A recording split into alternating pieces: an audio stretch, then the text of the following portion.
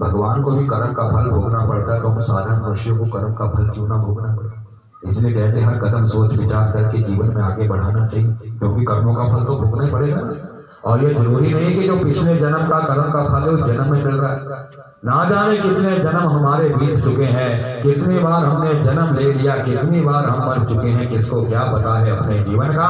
और ना जाने कौन से जन्म में कौन कौन से कर्म हमारे हाथों से हुए हैं, लेकिन वो भोगने तो पड़ेंगे। देखो कई आदमी को देखा होगा जिसने पूरे जीवन कोई कुकर्म नहीं किया होता, बड़ा धार्मिक होता है, हमेशा भगवान का भक्त होता है, लेकिन मरते समय कितना तड़पता है, कितना दुख उसको होता है। तो अरे जब उसने कोई बुरा किया नहीं तो क्यों तड़प रहा है? वो इसलिए तड़प रहा है क्योंकि ना जाने कौन से जन्म का कौन सा कर्म का फल उस समय उसकी आंखों के सामने चल रहा है। देखो पितामह जिस समय बाणों की शैया के ऊपर लेटे हुए थे, शैया के ऊपर लेटे हुए थे, तो भगवान से पूछा था, प्रभु ऐसा कौन सा पाप मैंने कौन से जन्म में किया जो मुझे इतनी वेदना इतना दुख सहन करना पड़ रहा है। पितामह पिछले जन्मों को याद करो। प्रभु मैंने अपने पिछले 100 जन्म तो याद कर दिए हैं, उन 100 जन्मों में तो मैंने कोई ऐसा पाप नहीं किया इतनी वेदना इतना दुख मुझे सहन करना पड़ रहा है। एक जन्म और पीछे जाओ। अब देखो जब पितामह 101 जन्म पीछे गए, क्या देखा? एक दिन अपने घर की तरफ आ रहे थे, रास्ते से एक सांप आ रहा था। पितामह ने कहा क्या किया? कहते उन्होंने बाण के अग्रभाग से उस सांप को उठाया और सांप को उठाकर जैसी बड़ी दूर की तरफ फेंका, वैसे वो सांप एक झाड़ी के ऊपर जाकर गिर गया और झाड़ी में जितने कांटे थे उस सांप के सारे शरीर के अंदर चले गए थे। और जब तक उस सांप की अवस्था पूरी नहीं हुई थी तब तक उसको दुख को सहन करना पड़ा था। तो पितामह ये जो आपने 101 जन्म पहले अपने हाथों से पाप किया था ना, उसी का फल आज आपको मिल रहा है। इसलिए ना जाने कौन से जन्म का कौन सा कर्म का फल कब हमारी आंखों के सामने आ जाए। तो भगवान का जरा प्यार, तूने कोई पाप नहीं किया, ये मेरा और तेरा बदला था जो आज पूरा हुआ है। चलो ठीक है प्रभु, ठीक है, यदि मैंने कोई पाप नहीं किया तो कम से कम अपनी सूरत तो दिखाओ ना। नहीं जरा प्यार, मेरी सूरत इतनी सस्ती नहीं कि मैं सभी को दिखाता फिरूं। हाँ, यदि तू मेरी सूरत देखना चाहता है तो आज से तू निरपराध जंतुओं को मारना छोड़ दे, शिकार खेलना छोड़ दे, मांस खाना बिल्कुल छोड़ दे, क्योंकि अरे सभी जीवों के अंदर ऐसी दुख और पीड़ा होती जैसी हम लोगों के अंदर भी हुआ करती है। इसलिए यदि तू शिकार खेलना छोड़ेगा, मांस खाना छोड़ेगा, तो मैं तुझे वचन देता हूँ कि जीवन में एक बार तुझे अपनी सूरत अवश्य दिखाऊंगा। इसलिए हमारा मांस तो कभी नहीं खाना चाहिए, क्योंकि मांस का तो सीधा असर है। मांस की आज मैं जिसको खा रहा हूँ अगले जन्म में वो भी तो खाएगा ना, क्योंकि ये तो ऋण बंधु संसार एक दूसरे का कर्ज एक दूसरे के ऊपर चढ़ता ही जा रहा है। इसलिए मांस नहीं खाना चाहिए, क्योंकि हम मांसाहारी नहीं है, शाकाहारी है। मांसाहारी के तो भगवान ने मांसाहारी तो अलग बना रखे हैं ना, और उनके दांत भी देखे ना मांसाहारी के कैसे होते हैं, बिल्ली के कैसे तीखे होते हैं, शेर के कैसे होते हैं, क्यों मांस खाने वाले।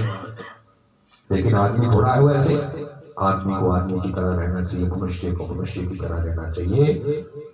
कभी किसी का मांस नहीं खाना चाहिए, कभी किसी कोई शिकार मनुष्य को नहीं खेलना चाहिए, क्योंकि हमारा सभी के अंदर वैसी दुख पीड़ा होती है जैसे हम लोगों के अंदर भी होती है।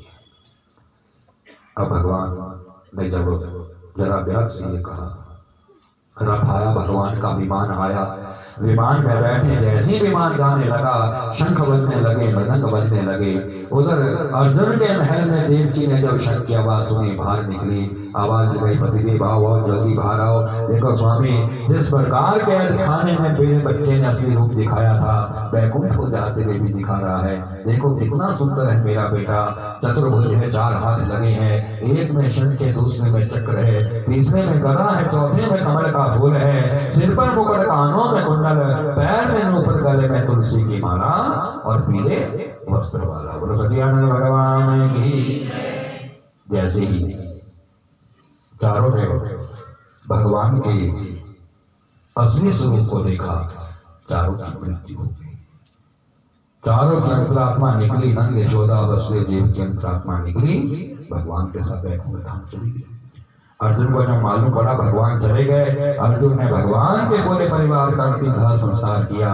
और जो भगवान की 16,108 रानियां थी, कहते उसमें से जो 16,100 वेदों के मंत्र थे वो तो हमारी संसार में यहाँ घूमने लगे, और जो 8 सिद्धियां थी जिन्हें भगवान के पट के ऊपर बैठने का अधिकार था, वो 8 पट रानियां भी आज भगवान के साथ ही वैकुंठ धाम में चली गई।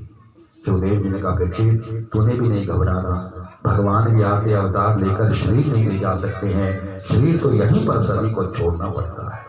अब उतने में राजा परीक्षित की मौत का तक्षक भी जीवित होकर गंगा के किनारे की तरफ आने लगा। रास्ते में पहुंचा, एक सूरजमुखी का फूल रास्ते में गिरा हुआ था। जब सूरजमुखी के फूल के पास वो तक्षक पहुंचा तो उसके मन में विचार आया कि अरे यदि मैं पूरा सर्प बनकर जाऊंगा गंगा के किनारे परीक्षित को डसने के लिए, तो ना जाने कितने लोग कथा सुनने वाले बैठे होंगे, तो जब उस सांप को देखेंगे तो पत्थर मारकर मार डालेंगे, क्यों ना अपनी माया को रचूं। तो महाराज तक्षक ने क्या किया, उसने अपना छोटा सा रूप बनाया और रास्ते में जो सूरजमुखी का फूल गिरा था उसमें छिपकर बैठ गया। अब उतने में वहां से एक माँ भी कथा सुनने जा रही थी। जब फूल के पास आई, सूरजमुखी के फूल को देखकर उसने मन में विचारा है कि देखो जब कभी भी व्यास गद्दी के समीप जाया जाता है तो फूल या पत्ता भी अवश्य चढ़ाना ही पड़ता है। ये फूल कैसे रास्ते में गिरा है, क्यों ना व्यास गद्दी के ऊपर चढ़ाऊं। उसने फूल उठाया, चल पड़ी कथा सुनने। अब देखो राजा परीक्षित की मौत का तक्षक उस माँ के हाथों में है। इसलिए कहते बिना मौत के कोई किसी को नहीं मार सकता है। जिसकी मृत्यु जिसके हाथों से या जिस प्रकार और जिस स्थान पर जिसकी मृत्यु लिखी होती है वहीं पर महाराज सभी की मृत्यु होती है। वो मां गई, व्यास गद्दी पर उसने सूरजमुखी का फूल रख दिया। अब राजा परीक्षित की मौत का तक्षक व्यास गद्दी पर पहुंच गया। शिवदेव मुनि ने व्यास गद्दी के सारे फूलों को इकट्ठा किया, परीक्षित को बुलाया। परीक्षित बड़े प्रेम से तूने 7 दिन तक भगवान की कथा का श्रवण किया है, जाओ परीक्षित मैं तेरे परिवार को आशीर्वाद देता हूँ, तुम्हारे परिवार पर कोई आपत्ति नहीं आएगी।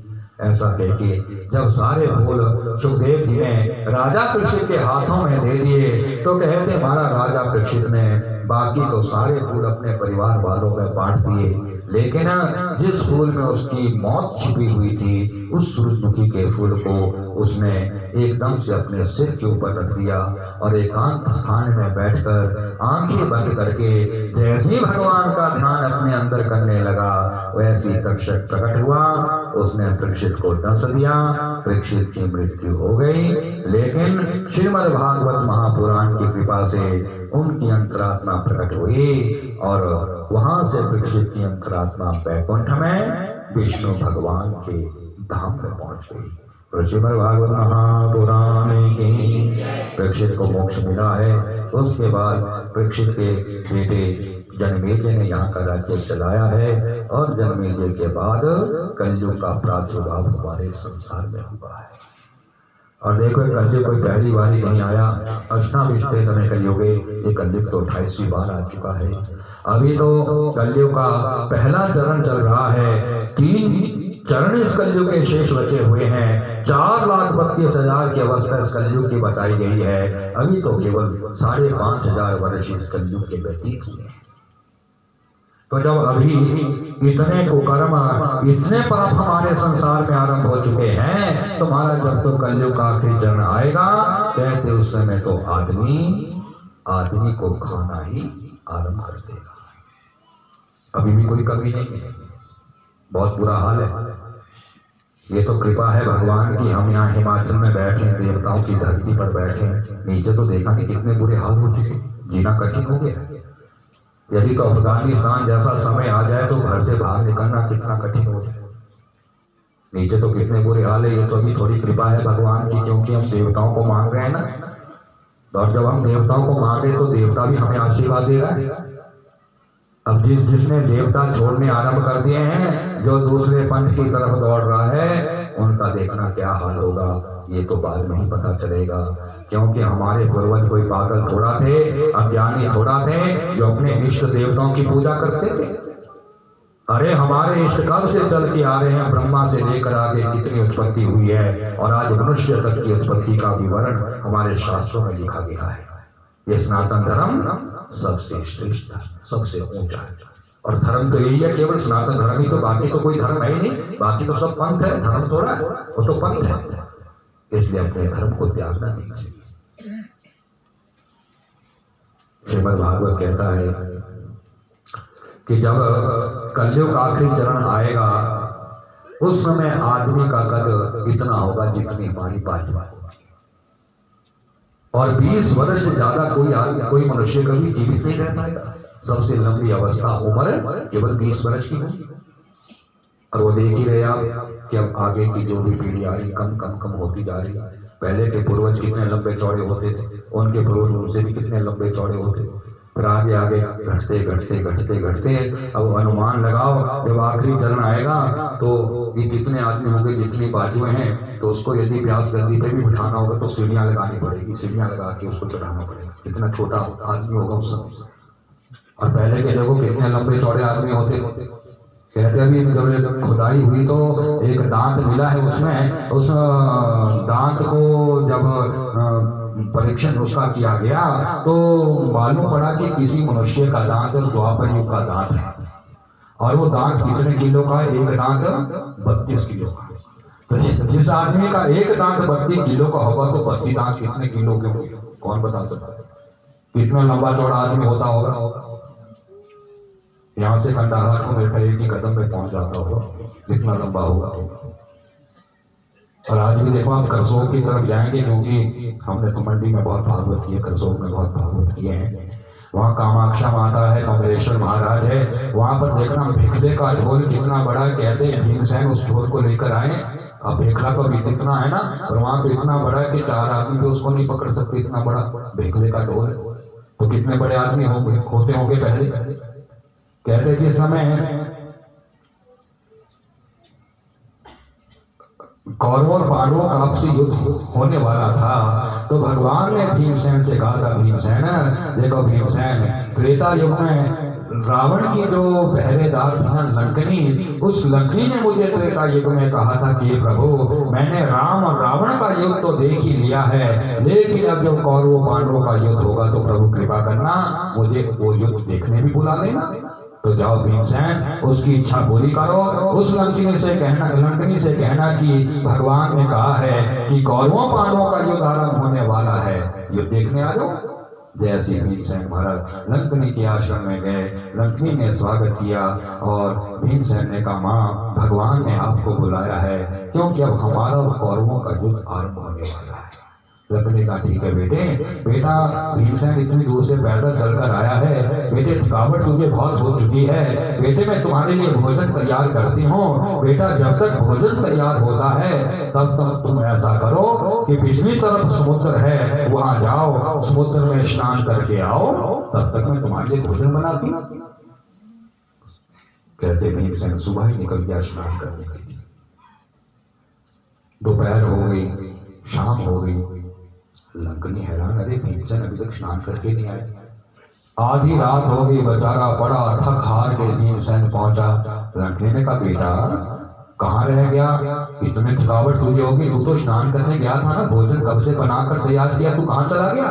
उन्होंने कहा माँ ये जो तुम्हारा समुद्र है ना बड़ा खारा समुद्र है, मैं अंदर तो चला गया माँ, लेकिन जब बाहर निकलने लगा तो उसमें इतना खारा था कि मैं फिसल कर बार बार उस समुद्र में जाता रहा। सारा दिन हो गया माँ, थकावट हो गई, बड़ी मुश्किल से बाहर निकल कर आया हूँ। अरे इतना गंदा समुद्र क्यों रख रखा है आप लोगों ने। लक्ष्मी का बेटा भीम कौन सी बात कर रहा है, कौन से समुद्र की बात कर रहा है। माँ ये जो तुम्हारे आश्रम के पिछली तरफ है ना बड़ा समुद्र, उसकी बात कर रहा हूँ। लंकनी को हंसी आ गई, बड़े जोर से हंसते हुए लंकनी ने कहा बेटा भीमसेन वो समुद्र थोड़ा है, फिर क्या है। अरे बेटे वो तो कुंभकर्ण की खोपड़ी है जिसमें बारिश का पानी इकट्ठा हुआ है। तो देखो भीमसेन भी कितना बड़ा था, लेकिन वो कुंभकर्ण की खोपड़ी भी ना पहचान पाया, उसी कुंभकर्ण की खोपड़ी में सवेरे से शाम तक भटकता रहा। तो कैसे बड़े बड़े लोग होते होंगे। तुम्हारा कलयुग के आखिरी चरण में शास्त्र कहता है कि दक्षिण दिशा में शंबल गांव में विष्णु शर्मा के घर में कल की अवतार होगा, जो 12 वर्ष तक घोड़े पर बैठकर सभी पापियों को नष्ट कर देगा। तो अभी तो कई वर्ष है, ना जाने भी किस किस योनि में आना पड़ेगा। इसीलिए कहते हैं कि मनुष्य योनि पाना बड़ी कठिन है, इसलिए जितना हो सके हमारा सत्कर्म करो, भगवान का स्मरण करो, क्योंकि यही जाने वाला है, बाकी तो आना भी अकेला है सभी को और जाना भी अकेला है। तो जैसा कि आप सभी जानते हैं कि आज पारायण का दिन है, समाप्ति का दिन है। हमारे यजमान परम श्रद्धेय रामकृष्ण वालिया जी ने सर्व ट्रस्टी गण के सेवों के द्वारा बड़ा ही सुंदर क्रम अपने पितरों के निमित्त यहाँ किया है। इनके ताया श्री स्वर्गीय श्री शिवदयाल वालिया जी जिनके नाम से ही ये ट्रस्ट बना हुआ है। कितना बड़ा परोपकार वो जीवन में करके गए हैं, आदि सोलह में उनके यही बने हुए हैं। कितना बड़ा परोपकार है जीवन का। तभी तो कहा है कि जीवन है दूसरों के लिए तो जीने के लिए दिया गया है, अरे अपने लिए तो पशु भी जी लेता है। तो इन्होंने बड़ा सुंदर क्रम अपने ताया जी तथा अपने पिता रामनाथ वालिया जी के और समस्त पितृगणों के निमित्त यहाँ पर इस पुण्य क्षेत्र में किया है। तो जो आशीर्वाद सुखदेव मुनि ने राजा परीक्षित के परिवार वालों को दिया, वही आशीर्वाद में श्री रामकृष्ण वालिया जी, इनके परिवार वाले, सर्व ट्रस्ट वालों को और आप सभी श्रोतागणों को हम आशीर्वाद देते हैं।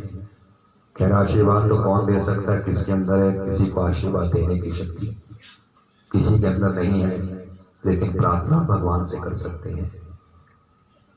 फिर भी व्यास गद्दी की मर्यादा को देखकर जो आशीर्वाद सुखदेव मुनि ने दिया है वही आशीर्वाद हम आप सभी को देते हैं कि श्री कृष्ण कुशलम करोतु भवतां दाता प्रजानम सुखम निर्विघ्नं गणनायक प्रतिदिनं भानो प्रतापोदयम् शंभुस्ते धनधान्य कीर्तिमतुलं दुर्गा विनाशं सदा गंगा ते खलु पापहानिशिदिनं लक्ष्मी गृहे तिष्ठतु। कृष्ण भगवान आप सभी को कुशल रखें। गणेश भगवान, जिस प्रकार गणेश भगवान ने 8 दिन का कार्यक्रम बड़े अच्छे ढंग से संपूर्ण किया है, कोई भी विघ्न बाधा इन 8 दिनों में नहीं आने दी। देखो अमृत की बारिश भी हो गई, नहीं तो पूरा माघ ऐसे निकल गया, फाल्गुन ऐसे निकल गया, मार्च आ गया, अप्रैल आ गया। देखो फिर भी भगवान ने कृपा करी, 2-3 दिन से लगातार बारिश चली रही, क्योंकि बारिश होना बड़ा अनिवार्य है। तो जिस प्रकार गणेश भगवान ने ये 8 दिन का कार्यक्रम इनका बड़े अच्छे ढंग से संपूर्ण किया है, आगे के भी हमारे इनके सारे कार्य अवश्य संपूर्ण हो। शंकर भगवान आप सभी के घर में धन धान्य दे। गंगा माँ आप सभी के पापों को धो डाले। दुर्गा माँ आप सभी के शत्रुओं का नाश करें। शत्रु कौन? आदमी का आदमी शत्रु नहीं है। ना कभी मनुष्य को हमारे एक दूसरे के साथ जीवन में कभी शत्रुता रखनी चाहिए, क्योंकि आप जानते थोड़ा सा जीवन है, ना जाने कब लीला हमारे जीवन की समाप्त हो जाए। आयु आयषदि वशता प्रतिदम याति क्षम योगनम प्रतियान्ति गता न पुनर्दिवसो कालो जब तक भक्ष करो। ये हमारी आयु जो है, उम्र जो है, अवस्था जो है, पल पल की क्षण क्षण की हमारा नष्ट होती जा रही है। आज का जो दिन बीतने जा रहा है, दोबारा ये दिन जीवन में कभी किसी को देखने को नहीं मिलेगा। ना जाने कब इसके जीवन की लीला समाप्त हो जाएगी। तो जब थोड़ा सा जीवन मिला है भगवान की कृपा में दृष्टि से, तो ये जीवन प्रेम करने को मिला है। प्रेम भाव से रहो, एक दूसरे से प्रेम करो, कभी शत्रु का भाव अपने मन में मत रखो। तो दुर्गा माँ किन शत्रुओं का नाश करती है? हम सभी मनुष्य के अंदर 5 शत्रु बैठे हैं, काम, क्रोध, लोभ, मोह, अहंकार। उसका नाश दुर्गा माँ करें। और लक्ष्मी जो चंचल स्वभाव की है, उसकी होकर आप सभी के घर में बैठी रहे। और भगवान से प्रार्थना करते हैं कि जो स्वर्गीय श्री शिवदयाल वालिया जी, रामनाथ वालिया जी, जितने भी संपूर्ण इनके पितर बैकुंठ धाम गए हैं, भगवान उनकी आत्मा को शांति दें, बैकुंठ में उन पितरों को स्थान प्रदान करें और वालिया परिवार पर पूर्ण आशीर्वाद पितरों का अवश्य बना रहे। 8 दिन का हम लोगों को भी पता नहीं लगा। बड़ी अच्छी व्यवस्था इन्होंने यहाँ पर की है। गांव में तो वैसे भी व्यवस्था हो जाती है, लेकिन शहरों में व्यवस्था करना बड़ा कठिन होता है। लेकिन उन्होंने बड़ी सुंदर व्यवस्था करी।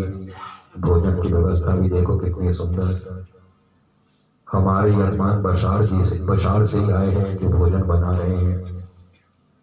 कितनी अच्छी व्यवस्था की है उन लोगों ने। वो भी बड़ा अच्छा गांव है, क्योंकि वहां पर भी हमने भागवत किया, बड़ी प्रसन्नता हुई। पूरा गांव परिवार की तरह रहता है। एक के घर में काम हो तो लगता नहीं कि किसके घर में काम है, क्योंकि पूरा परिवार, पूरा ही गांव वहां पर बैठा रहता है। ऐसा होना चाहिए प्यार, ऐसा होना चाहिए प्रेम आपस में। और यहाँ पर भी आप लोगों ने देखो कितना अच्छा सहयोग दिया कि सभी लोग प्रतिदिन यहाँ पर कथा सुनने आए।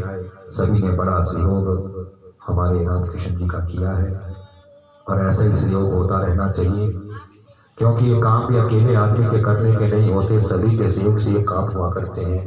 तो सभी ने बड़ा सहयोग किया है। परिवार बहुत अच्छा है, क्योंकि गृहस्थ धर्म कौन सा धर्म है, ऐसा ही होना चाहिए सबका गृहस्थ धर्म के साथ नानम सगनम सुखा शसुदिया कांता न दुर्भाषणी सन्मित्रम सुधनम स्वयोषति रतिश आज्ञा परा सेवका आतिथ्यम शिव भोजनम प्रतिदिनम कृष्णान पानम गृहे साधु संगम उपासते ही सततम धन्यो गृहस्थ आश्रम। कहते धन्यो गृहस्थ आश्रम जिसमें घर में आनंद ही आनंद भरा है। धन्य गृहस्थ आश्रम जिसमें पत्नी मधुर वचन बोलने वाली है। धन्य गृहस्थ आश्रम जिसमें बच्चे माता पिता की आज्ञा का पालन करने वाले हैं। धन्य गृहस्थ आश्रम जिसमें भाइयों का प्रेम बना हुआ है। और भाइयों में प्रेम होना चाहिए, शत्रुता नहीं होनी चाहिए। यदि भाइयों में प्रेम है, संसार की कोई ताकत कुछ बिगाड़ नहीं पाएगी। और भाइयों में ही फूट है तो जीना कठिन हो जाता है। देखो, जब रावण मरण शैया पर बैठा था तो राम से कहा था, हे राम, धन में भी मैं तुम्हारे से ज्यादा धनवान हूँ, बल में भी तुम्हारे से ज्यादा बलवान हूँ। तो जब मैं विद्वान भी हूँ, बलवान भी हूँ, धनवान भी हूँ, तो राम मेरी समझ में ये नहीं आ रहा कि जब मैं तुमसे हर बात में श्रेष्ठ हूँ तो तुम्हारे से पहले मेरी मृत्यु क्यों हो रही है। भगवान ने कहा, रावण तुम विद्वान हो, तुम ही बताओ तुम्हारी मृत्यु मुझसे पहले क्यों हुई। तो रावण ने कितनी अच्छी बात कही। रावण ने कहा, हे राम, तुम्हारा भाई लक्ष्मण जो है अभी भी तुम्हारे साथ खड़ा है, लेकिन हे राम, मेरा छोटा भाई भविष्य जो है वो मुझे छोड़कर तुम्हारी तरफ आ गया है। राम, याद रखना, यदि भविष्य मेरा भाई मुझे छोड़कर तुम्हारी तरफ ना आता तो तीनों लोगों में ऐसी शक्ति किसी के पास ना होती जो मेरा स्पर्श भी कर पाती। मेरे भाइयों का प्रेम होना चाहिए, भाइयों में फूट नहीं होनी चाहिए, क्योंकि क्या ले जाना है, खाली जाना है, खाली आना है। ये तो महादेव की भूमि है ना, ये तो यहीं की ही रह जानी है।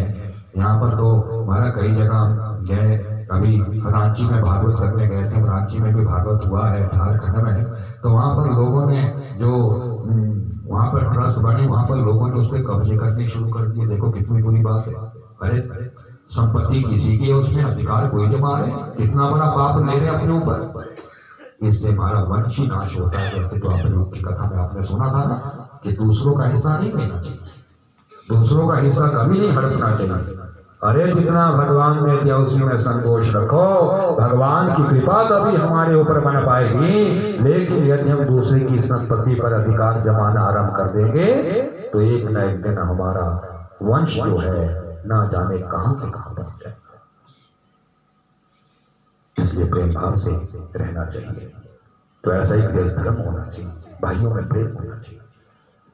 तो आप लोगों ने बड़े प्रेम से महाराज 8 दिन तक भगवान की कथा का श्रवण किया है।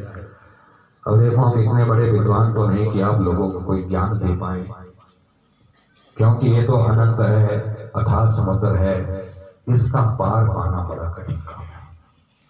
हम कलयुग के मनुष्य इसका पार नहीं पा सकते। बड़े बड़े ऋषियों ने भी यहाँ तक लिख दिया, कह दिया कि असित की समस्याद कंजलम सिंधु पात्रे सुरतर वर्षा का लेखनी पत्र वर्वी लिखते अधिक विद्वा शारदा सर्वकालम तद्वि तदुगुणा नामेश पार मान जाते। कहते सारे पहाड़ों को कूट कर उसकी स्याही बनाई जाए और समुद्र को दवात के रूप में प्रयोग में लाया जाए और सुरतवर शाखा लेखनी पत्र मरवी जितने भी पेड़ पौधे उनकी कलम बनाई जाए और पृथ्वी को कागज के रूप में प्रयोग में लाया जाए और सरस्वती माँ से कहा जाए माँ तुम ही भगवान के नाम लिखो। तो जब सरस्वती माँ भी नाम का पार नहीं पा सकती है तो हम